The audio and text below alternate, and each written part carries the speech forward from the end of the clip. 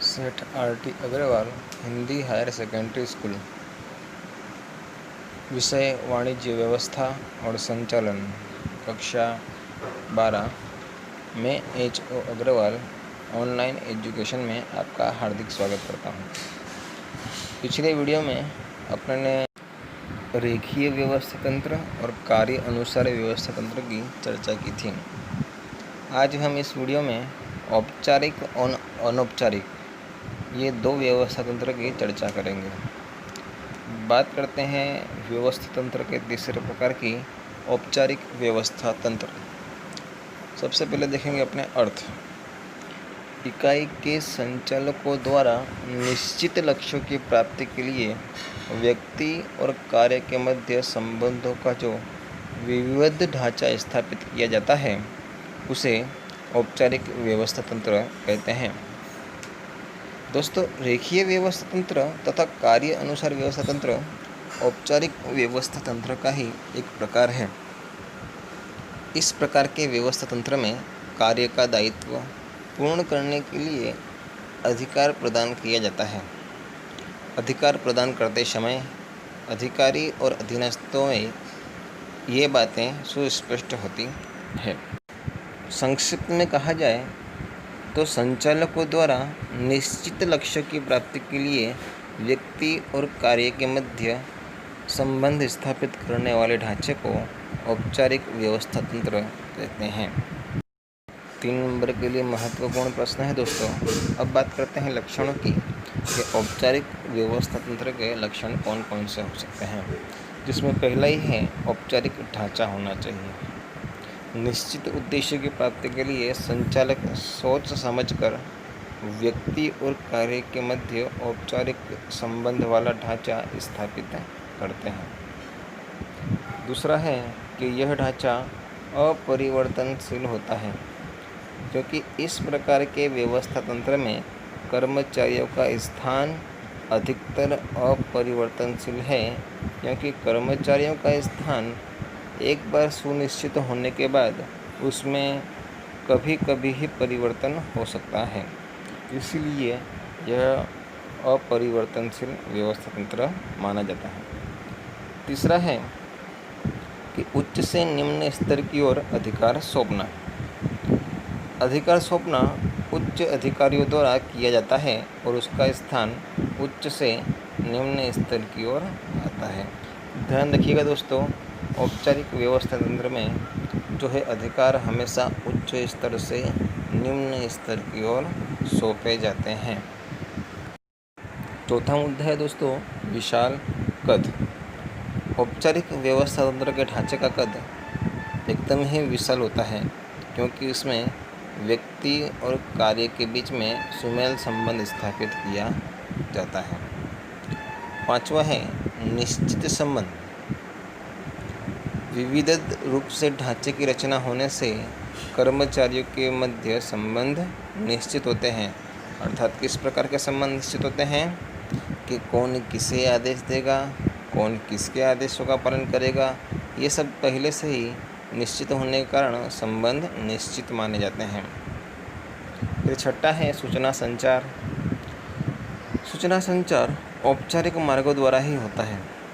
अनौपचारिक सूचना संचार का इधर कोई स्थान नहीं होता दोस्तों। तो कुल 6 मुद्दे हमें याद रखने हैं, क्योंकि 3 नंबर का प्रश्न है। 6 मुद्दे सरल हैं। अब बात करते हैं दूसरे प्रश्न की, अनौपचारिक की। चौथा प्रकार है अनौपचारिक व्यवस्था तंत्र। पहला अपने ने देखा रेखीय व्यवस्था तंत्र, जिसे अपने विभागीय और श्रेणीय व्यवस्था तंत्र के नाम से भी जानते थे। दूसरा अपने ने देखा कार्य अनुसार व्यवस्था तंत्र। तीसरा है औपचारिक व्यवस्था तंत्र। और चौथा अपने बात करते हैं अनौपचारिक व्यवस्था तंत्र की। तो सबसे पहले अर्थ देखते हैं कि अनौपचारिक व्यवस्था तंत्र का क्या अर्थ है। तो अर्थ की बात करें तो किसी भी सोचे समझे उद्देश्य के बिना सामूहिक परिणामों में योगदान देने के लिए स्वयं रचित आंतरिक संबंधों का ढांचा अर्थात अनौपचारिक व्यवस्था तंत्र। फिर से एक बार व्याख्या दोस्तों किसी भी सोचे समझे उद्देश्य के बिना, टुकड़े कर देते हैं अपने व्याख्या के, कि किसी भी सोचे समझे उद्देश्य के बिना सामूहिक परिणामों में योगदान देने के लिए। दूसरा टुकड़ा। तीसरा, स्वयं रचित आंतरिक संबंधों का ढांचा। 3 अलग अलग भाग कर दिए। पहला, किसी भी सोचे समझे उद्देश्य के बिना। दूसरा, सामूहिक परिणामों में योगदान देने के लिए स्वयं रचित आंतरिक संबंधों का ढांचा अर्थात अनौपचारिक व्यवस्था तंत्र। व्याख्या हमें याद रखनी है। व्यवस्था तंत्र में कार्य कर रहे व्यक्तियों के मध्य अनिवार्य रूप से अमुक विशिष्ट सामाजिक संबंधों का विकास होता है। ये संबंध व्यवस्था तंत्र में प्राकृतिक या अनौपचारिक रूप से उत्पन्न होते हैं। इस संबंधों की स्थापना नहीं की जा सकती, इसलिए औपचारिक व्यवस्था तंत्र की तरह ही इसका नक्शा भी नहीं बनाया जा सकता। अनौपचारिक व्यवस्था तंत्र औपचारिक व्यवस्था तंत्र की एक परछाई है। अनौपचारिक व्यवस्था तंत्र में से ही यह उत्पन्न होता है, माफ़ कीजिएगा, औपचारिक व्यवस्था तंत्र में से ही यह उत्पन्न होता है। अनौपचारिक व्यवस्था तंत्र औपचारिक व्यवस्था तंत्र का पूरक है। दोस्तों, कई बार प्रश्न 2 नंबर में आता है कि अनौपचारिक व्यवस्था तंत्र औपचारिक व्यवस्था तंत्र का पूरक क्यों है।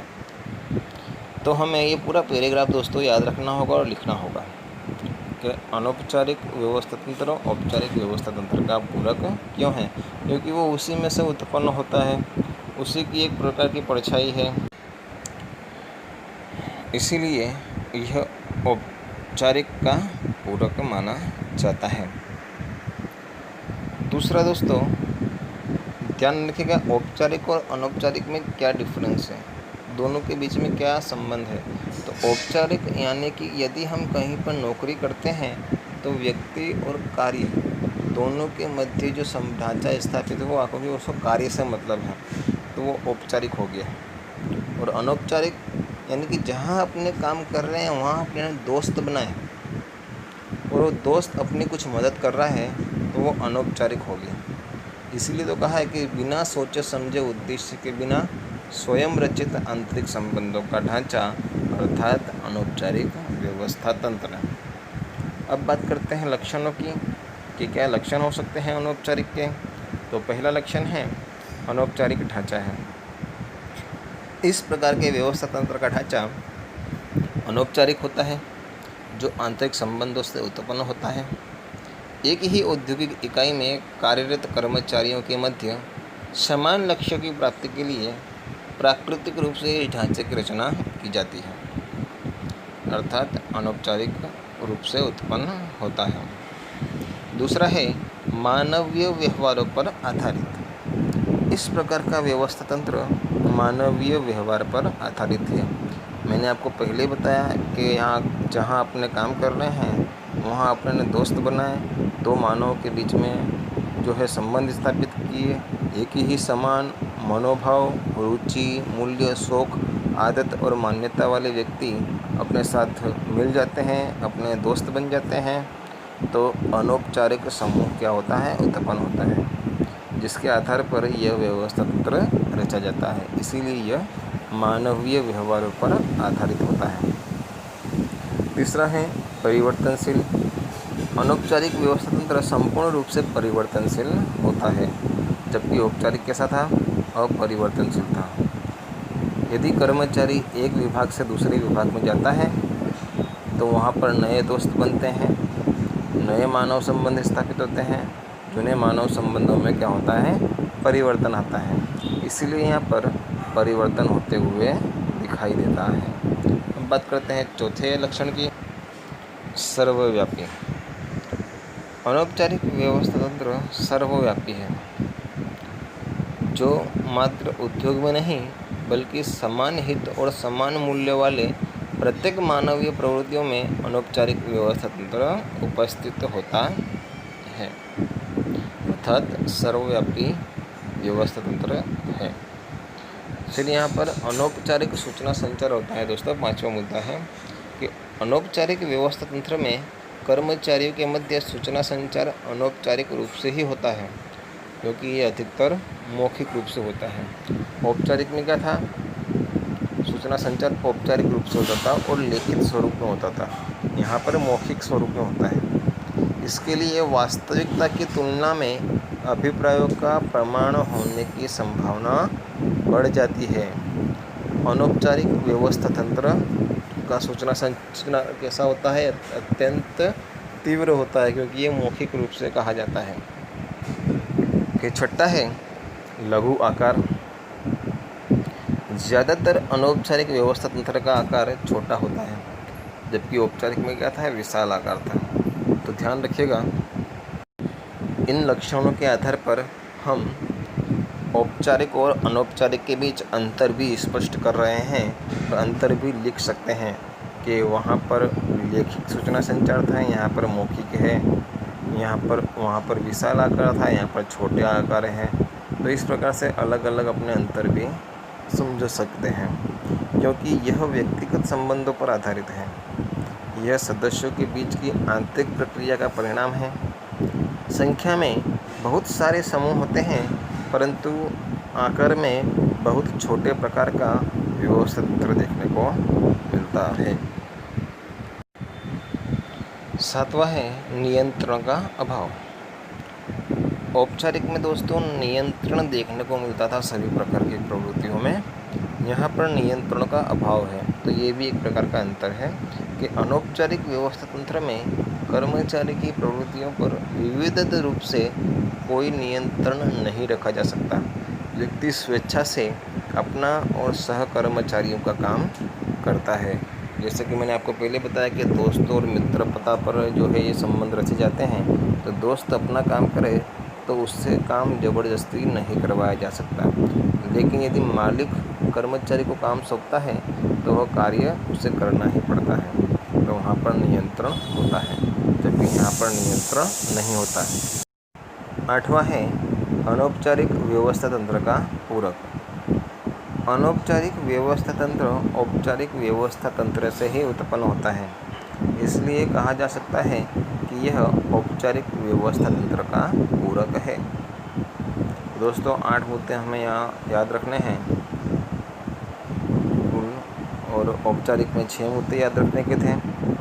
आधुनिक समय में अनौपचारिक व्यवस्था तंत्र के महत्व में वृद्धि होती जा रही है। व्यवस्था तंत्र का यह प्रकार अधिक प्रचलित होता जा रहा है, क्योंकि इससे औद्योगिक झगड़ों में कमी और अनुशासन के रहने से यह व्यवस्था तंत्र अधिक प्रचलित होता है। तो दोस्तों आज के इस वीडियो में इतना ही।